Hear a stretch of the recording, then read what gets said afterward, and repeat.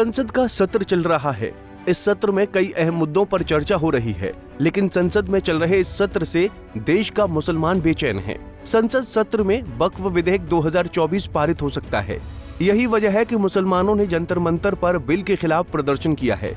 वक्फ विधेयक को जेपीसी की सिफारिशों और बदलावों के बाद पारित किया जाना है, लेकिन मुसलमान अब सरकार को खुली चुनौती देने पर उतर गए हैं।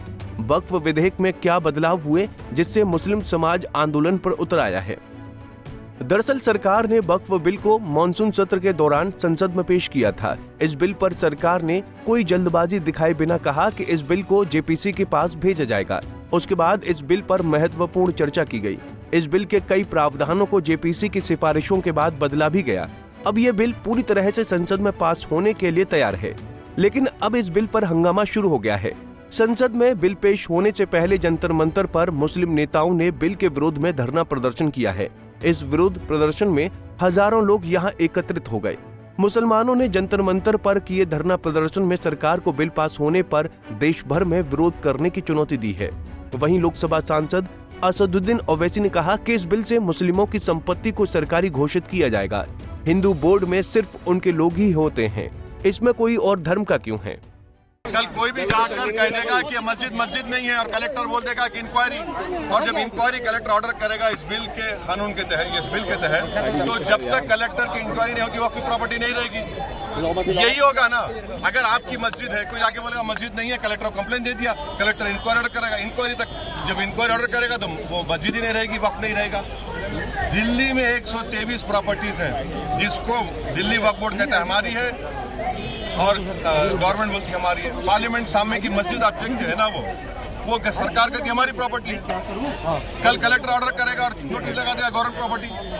वही तो कर रहे हैं। और हिंदू धर्म में, सिखों के धर्म में, जैन धर्म में, बौद्ध धर्म में उनके जो मजहबी बोर्ड्स हैं उसमें तो कोई उन्हीं का मजहब का नहीं बन सकता है। यहाँ पर आप कैसे बना रहे हैं और ज्यादा बना सकते हैं क्या? इससे वक्फ को बचाने का कोई ताल्लुक नहीं है।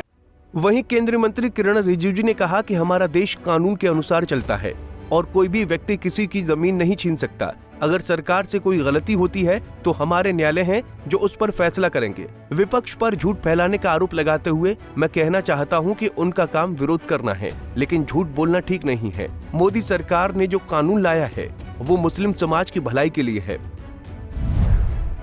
वक्फ संशोधन विधेयक में क्या बदलाव किए गए? वक्फ विधेयक 2024 को बीते वर्ष अगस्त में लोकसभा में पेश किया गया था, जिसके बाद विपक्ष के विरोध और व्यापक चर्चा की मांग के चलते इसे संयुक्त संसदीय समिति को भेजा गया। जेपीसी ने कई महीनों तक इस पर विचार विमर्श किया, जिसमें 36 से अधिक बैठकें हुई। समिति ने 27 जनवरी 2025 को अपनी रिपोर्ट को अंतिम रूप दिया और 13 फरवरी 2025 को इसे संसद में पेश किया गया। जेपीसी ने कुल 23 में से 14 संशोधनों को मंजूरी दी। इन बदलावों में कुछ प्रमुख प्रावधान शामिल हैं, जैसे वक्फ बोर्ड में गैर मुस्लिम सदस्यों और महिलाओं की अनिवार्य नियुक्ति, सभी वक्फ संपत्तियों को 6 महीने के भीतर केंद्रीय पोर्टल पर पंजीकृत करने की शर्त। हालांकि कुछ मामलों में वक्फ ट्रिब्यूनल को समय बढ़ाने का अधिकार दिया गया और संपत्ति विवादों में जिला कलेक्टर की जगह राज्य सरकार के वरिष्ठ अधिकारी को जांच का अधिकार देना। इसके अलावा वक्फ बाय यूजर की अवधारणा को हटाने का प्रस्ताव भी शामिल है, जिसके तहत बिना दस्तावेजी सबूत के भी लंबे समय से इस्तेमाल होने वाली संपत्तियों को वक्फ माना जाता था। जेपीसी की रिपोर्ट के बाद ये बिल अब संसद के मौजूदा बजट सत्र में पारित होने के लिए तैयार है। अब सवाल यह है कि वक्फ विधेयक 2024 की जरूरत क्यों पड़ी? इसके पीछे कुछ ऐसे घटनाक्रम और समस्या रही हैं जिन्हें सरकार ने आधार बनाया। वक्फ संशोधन विधेयक की जरूरत क्यों पड़ी? वक्फ संपत्तियों के कुप्रबंधन और भ्रष्टाचार के आरोप लंबे समय से लगते रहे हैं। 2019 में तमिलनाडु में एक जांच में पाया गया कि वक्फ बोर्ड की 2000 एकड़ से अधिक जमीन पर अवैध कब्जा था, जिसमें बड़े कारोबारी और स्थानीय प्रभावशाली लोग शामिल थे। दूसरा, दिल्ली में 123 संपत्तियों को लेकर केंद्र सरकार और वक्फ बोर्ड के बीच लंबे समय से विवाद चल रहा है, जहां सरकार ने दावा किया कि ये उसकी जमीनें हैं, जबकि वक्फ बोर्ड ने इन्हें अपनी संपत्ति बताया।